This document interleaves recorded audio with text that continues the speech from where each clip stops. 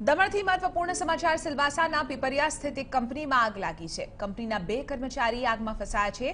Fire બ્રિગેડે બંને વ્યક્તિને બચાવવા માટે પ્રયાસ હાથ ધર્યા છે। મહત્વની વાત છે કે સિલવાસા પીપરિયા સ્થિત એક કંપનીમાં આગ લાગી છે। આગ કયા કારણોસર લાગી છે તે જાણવા નથી મળી રહ્યું।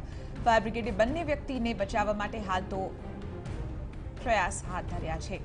મહત્વની વાત છે કે આ કંપની શેની કંપની છે અને કઈ રીતે અહીં આગ લાગી તે હજુ જાણવા નથી મળી રહ્યું। આજ મુદ્દે વધુ જાણકારી મેળવીશું TV9ના સંવાદદાતા સચિન કુલકર્ણી પાસેથી। સચિન, આગ બાદ ત્યાં કયા પ્રકારની સ્થિતિ છે અને કેટલા લોકોને બહાર કાઢવામાં આવ્યા? બહાર કાઢવાની કોશિશ ચાલી રહી છે। બાકી જ્યારે આગ લાગી હતી ત્યારે એક્ઝિટ પોઈન્ટ હતો, એટલે કે અન્ય કામદારો તાત્કાલિક બહાર નીકળી આવ્યા હતા।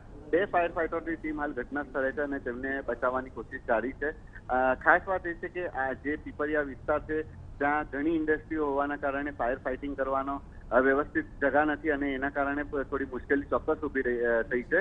જોકે આગ લાગવાનું ચોક્કસ કારણ જાણી શકાયું નથી અને ફાયર ફાઇટરોના જણાવ્યા પ્રમાણે આ જે 2 વ્યક્તિ ફસાયો છે તેમને બહાર સુરક્ષિત કાઢી લેવામાં આવશે, કારણ કે તેઓ જ્યાં ફસાયા છે એ ત્યાંથી આગ પ્રસરે એવી શક્યતા દેખાતી નથી। તેમ છતાં પણ તકેદારીના પગલા રૂપે અન્ય ફાયર ફાઇટરોને પણ બોલાવવામાં આવ્યા છે અને ટૂંક સમયમાં આ જે આગ છે તે કાબૂમાં આવી જશે એવું ફાયર ફાઇટરનું કહેવું છે।